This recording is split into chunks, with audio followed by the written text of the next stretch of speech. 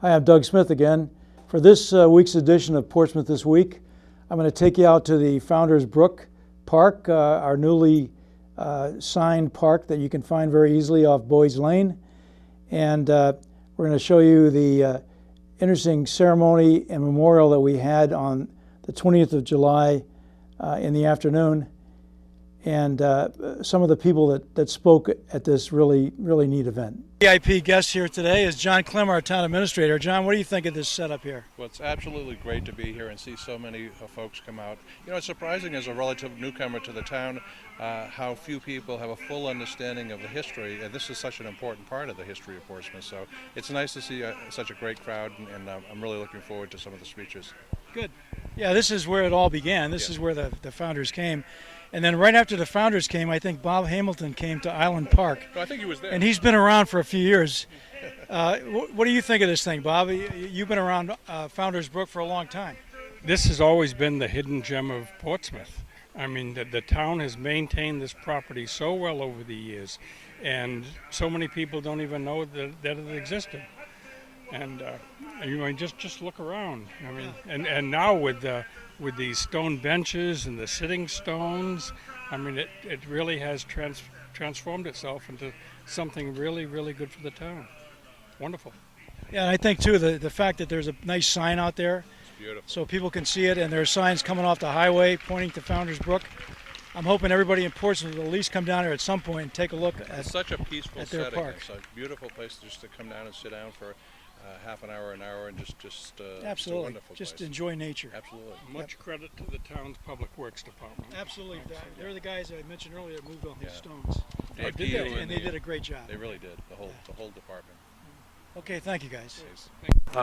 First of all, welcome everyone. I'm Gary Gump. I'm the vice chair of our 375th Steering Committee, and our chair, Doug Smith, is over here standing with our town dignitaries. He'll be on here in a minute. Today, you know, we're here to do two things today. One is to celebrate our 375th anniversary and all the things that have happened over that period of time. And then also to pay special recognition to Anne Hutchinson. Not only was she a part of the group that founded our community, she served as a spiritual leader, a minister, a mother, and a midwife. It's just, you know, prototype for modern times, I guess we could say. As many of you know, Doug Smith, our chair, and myself, we've been working with a group of other organizations, Foss Media and Elizabeth Angel, to get these beautiful sitting stones and other stones that are here, with Valerie and the Friends of Anne Hutchinson, with the Rhode Island Department of Transportation, who put the exit signs up on Route 24. I think some of you noticed those. Couldn't believe it, but they actually did it, you know, so that's a little offset for the 10-cent toll, but not much. But and two lip tack signs for the beautiful new sign down here on Boyd's Lane where we come in. It's a great sign.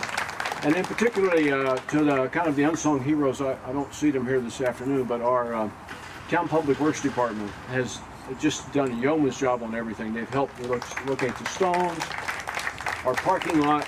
Probably most importantly, they arranged for a kind of a mosquito spray on Friday evening. So we're relatively bug-free here. This is great. All of this work, you know, was to bring focus to Founders Brook Park, kind of a not quite as well recognized as it should have been, and to Anne Hutchinson Memorial is here. And I think today, those of you that are here, you're seeing that we've done that. Today is the day, and I think it's all come together. It's really great. To the Friends of Anne Hutchinson, to members of the 375th Anniversary Steering Committee, to our council members, honored guests, and my neighbors. On behalf of the Portsmouth Historical Society, I bring greetings on this occasion. As we dedicate the benches at Founders Park to commemorate Anne Hutchinson and our town's 375th birthday, it behooves us to reflect upon those remarkable beginnings and their founding families. 23 signatures sealed the Portsmouth Compact in 1638, wherein the signers formed a body politic to live Christian lives. I am Valerie DeBrule with the Friends of Anne Hutchinson.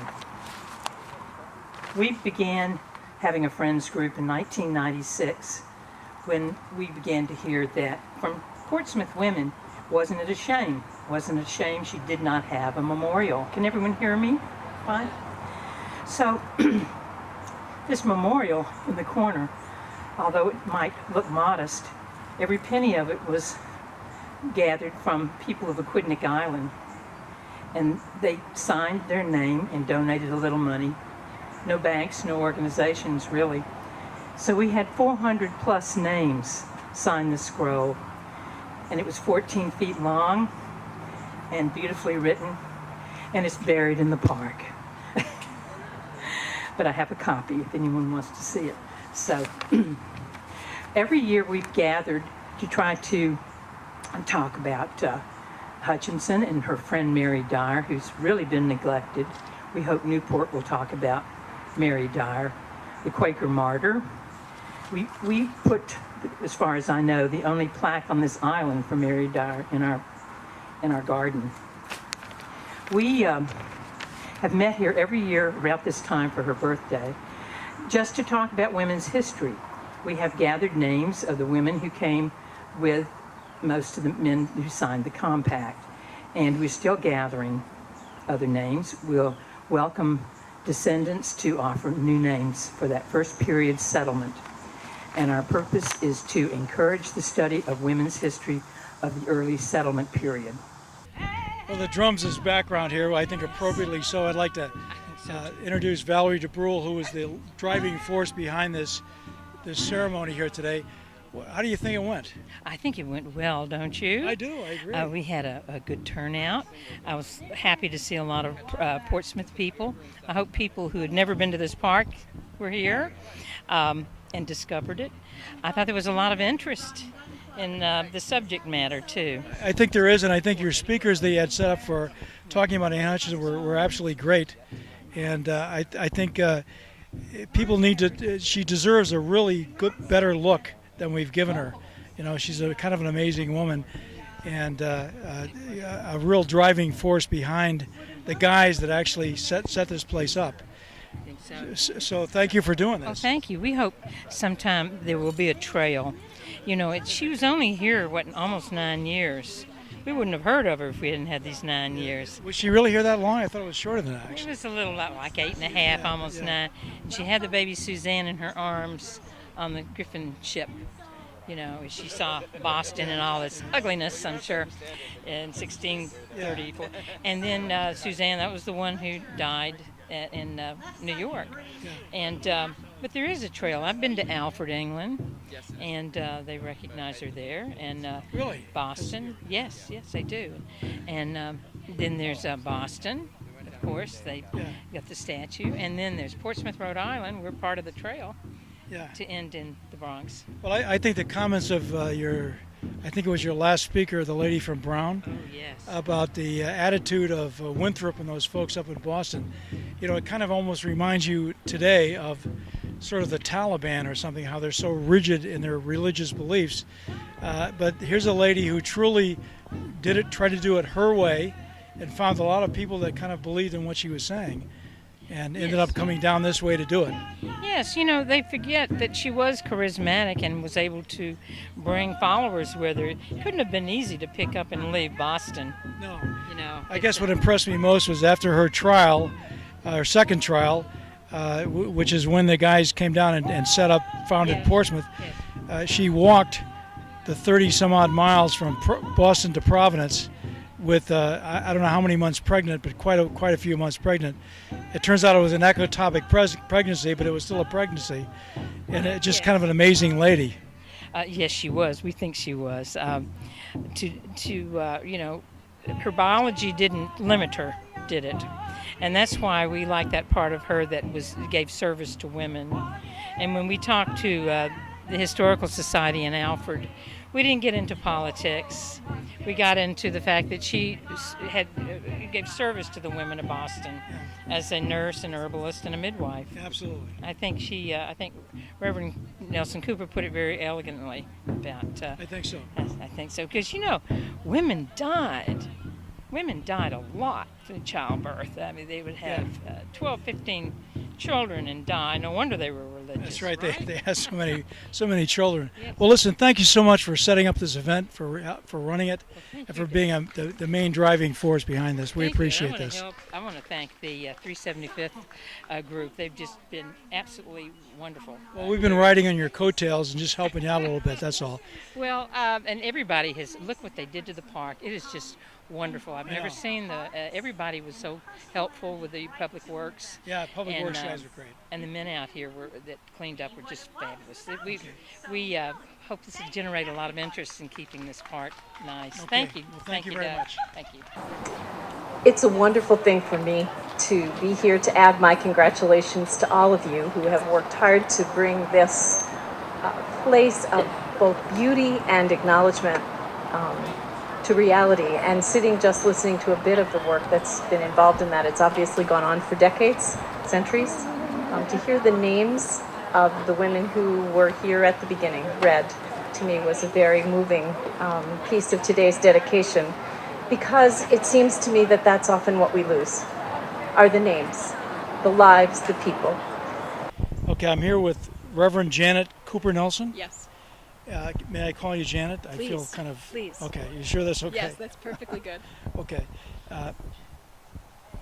We had this today. This was the first time that we actually fixed up this place. I don't know if you were ever here before. I have never been here before, and I honestly didn't know. I've seen the sign for Founders Brook, but I had no idea. Okay, you saw that tiny little sign? I didn't know what it referred to. Well, so now we have a bigger sign, and we have these beautiful stone benches brought in by Foss Media and Elizabeth Vangold. They did such a great job. But I particularly appreciated your remarks at the end of towards the end of the ceremony here for Anne Hutchinson. You're at Brown University. Do you study this kind of stuff there? Well, I'm very interested in history, and that is what I did my first degree at Wellesley in, and Okay. Particularly interested in 18th century history. So Anne's a little early for me. I had to dig back and pay attention, but I'm very interested in women's lives and women's leadership. And when I first arrived at Brown, people made a big fuss over the fact that I was the first woman to be appointed to a senior position as a chaplain. Women wearing collars, women in religious leadership, we would have no place in society but for the work of people like Anne Hutchinson and the Grimke sisters. Yeah, she was definitely way before her time. Way ahead of her time, and she is the daughter of a theologian. Her dad is a deacon in the church, and he's not altogether happy with what he sees in the Church of England, and he's busy working on reform. But they're living in a century, as she's born in the late 16th century, right? She's born in the 1590s, right? So her birth is at the end of a century that nearly ripped England apart, as the beginning of what you and I would call the nation state begins to be there. And many people would argue Henry's argument with the Vatican wasn't really about religion at all, but it was about the autonomy of nation states to make their own rules. It was really political, exactly. Yes, and probably not even about love or marriage, right? But that's the climate she's coming of age in. That's the climate where her dad has been wrestling to find his own vocation and to serve in a faithful way. And before she ever leaves England, she's in trouble with John Cotton, because he worries that she's too outspoken and she's too independent, and I bet too well educated. But he was kind of an ally initially when they came over here, right? He is the reason that she comes. She's such an admirer of his. But I'm saying, if you've been a faculty member somewhere, there are students in your class who are going to give you a run for your money, and you kind of hope they'll get out of your class and do well and think well of you, because they're probably going to bury you with their scholarship. Right. I think Anne was that figure for John. I think he was nervous about her independence. He was nervous I think so. about Everything I've read, it seems intellectually she's so strong. Stronger than he is, probably. Absolutely. And I guess the one thing that when I was reading, I read one of the biographies was American Jezebel. Yes. And what kind of amazed me was how religious centric everything was. Everything they thought about seemed to relate to religion.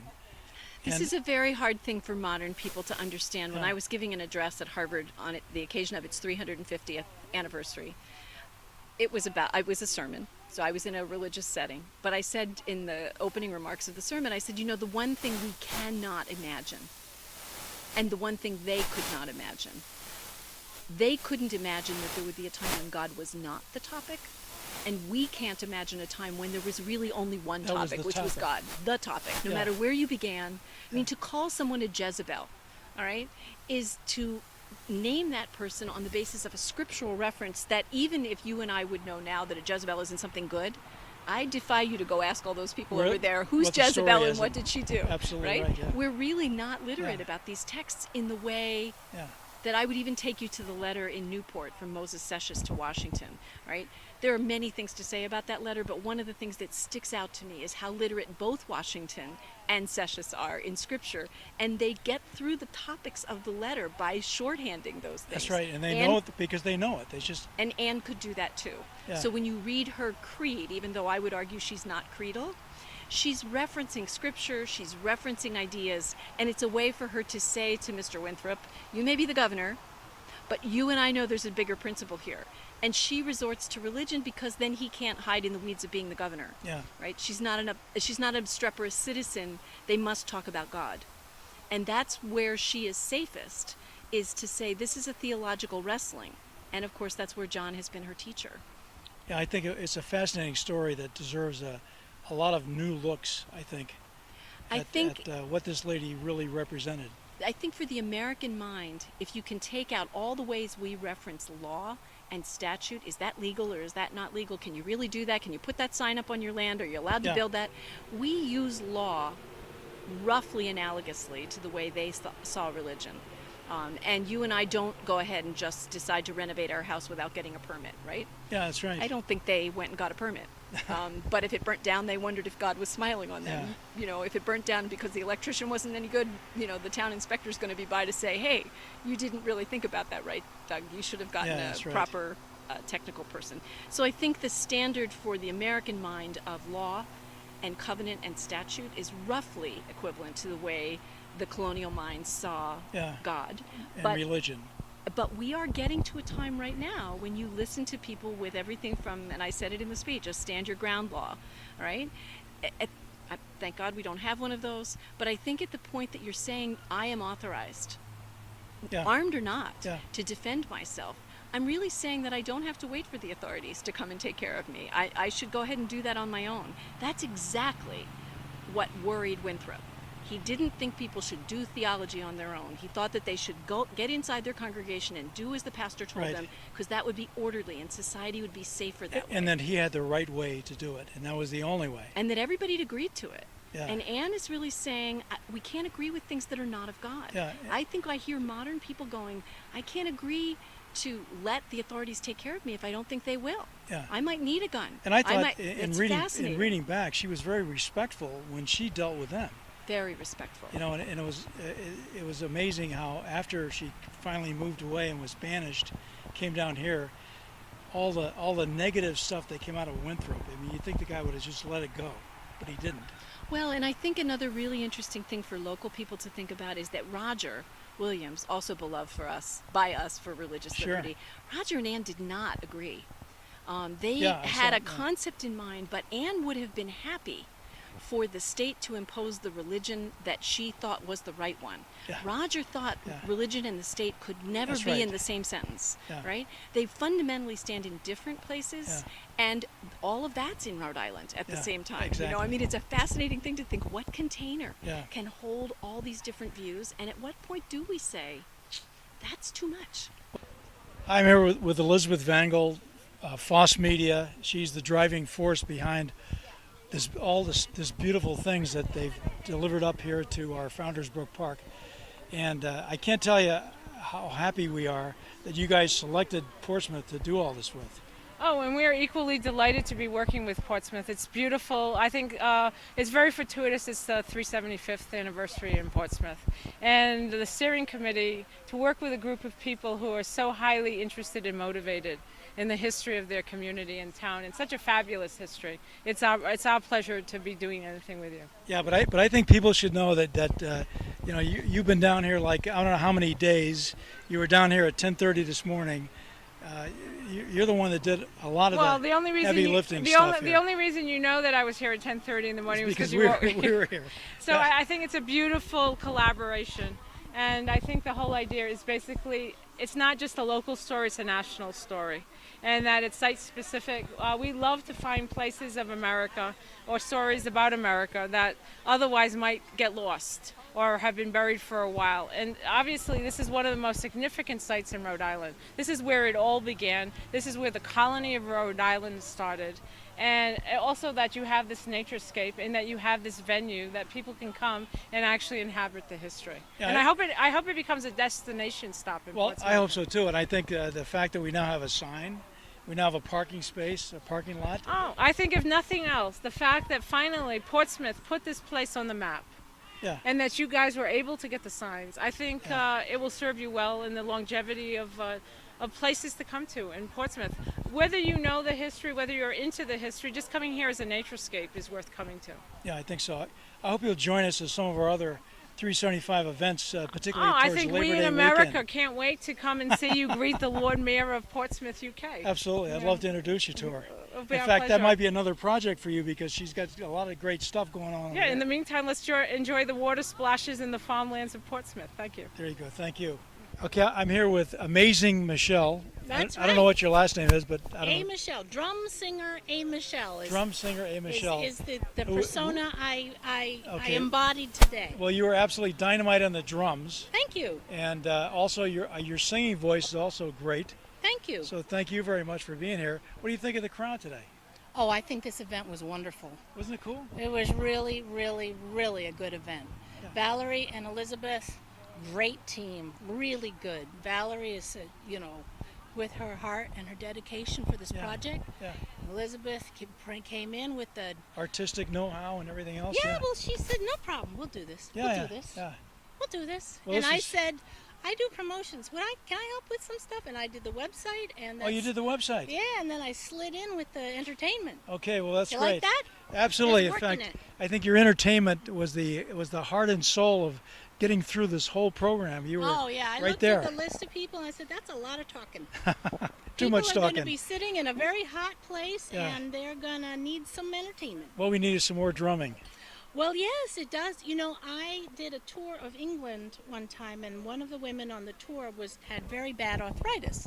And so many of the monuments we were visiting were really far from parking lots. And I remember she said to me, because I would drum to and from, not with that drum, with a little Yeah. drum. And she said, thank you so much for drumming, because it hurts to walk. And with the drum, I can focus and move forward. So with the cadence, it really helped. Yeah. The drum has been it's one of the oldest instruments, and it historically evokes a lot of things. You can use it for many. Well, that's great. In fact, I loved it today. So Oh, good. yeah, absolutely. So Excellent. I'd love to see you come to some of our other events, perhaps. Okay. All right, I got to get a card from you or something, an email address or whatever. Okay. Well, I'll tell you what. We have a schedule. There's Okay. some background on what we do. and Okay. There's a website, and I'm also the webmaster for AnneHutchinson.org. Okay. And we have a new Facebook page. It's called Anne Hutchinson, Midwife Minister. And that's how you can tell her from the 3,000 other Anne Hutchinsons Hutchinson that are websites. out there. Okay, well, thank you very much. Amazing you very Michelle, who much. was really amazing and Well done. Thank you so much for provided what the you did. heartbeat for this I liked ceremony. your introductory speech very much. Well, thank you very That's much. the heartbeat. How about that? It is a heartbeat. It is a heartbeat. Okay, Doom, doom, thank you. doom. And what I find most significant among the many attributes of Anne Hutchinson was that the fact that she was a founder of this great town, and as you know, the first on the island. But what also strikes me among her many attributes is a bit of bad luck that she also endured, save for her fertility. This bad luck followed her through the 21st century to the State House where I served, and that's part of what I'm going to say here today. So while she was lucky to have been educated by her father, her discussion of religion in her home with her invited guests, and which then overflowed outside of her home, was illegal and caused her to be tried, jailed, and exiled from Massachusetts. We all know that. Her error, or the charge, was for being, quote, a woman not fit for society, end quote, because she was an advocate for civil liberty, religious toleration, and an enhanced role for women in her Puritan society. Her published charges were, quote, You have stepped out of your place. You have rather been a husband than a wife, a preacher than a hearer, and a magistrate than a subject, end quote. Okay. Hi, I'm here now with Amy Rice, former state rep and also one of our former town councilors. Amy, you took part in the ceremony today. What do you think of the crowd? I think it was great. As I understand it, I think it's one of the biggest and best they've had in its history. Yeah, we finally try to put this place on a map so people in Portsmouth even can find it. Yes. Yeah. Well said. Well, thank you very much for participating in the program. I'd also like to mention that coming up we have the Anne Hutchinson Polo Tournament on the 11th of August, and I know you've been a big part of that. How did you get into polo to begin with? Well, I was taking riding lessons as an adult, and I bumped into the president of Polo, Dan Keating, and he just started a women's group then. So I joined, and I became hooked. It's great fun. It's a great sport. It looks like it's a lot of fun. Fun. I'm not that great of a horseman myself, but it looks like it would be a lot of fun. Well, thanks very much for joining us here, and I particularly appreciate your remarks on Anne Hutchinson, a very interesting and probably unsung lady, I think, which I certainly agree with all that. She deserves a lot more attention than she's gotten, I think. Well, I certainly appreciate that, and that is exactly the case.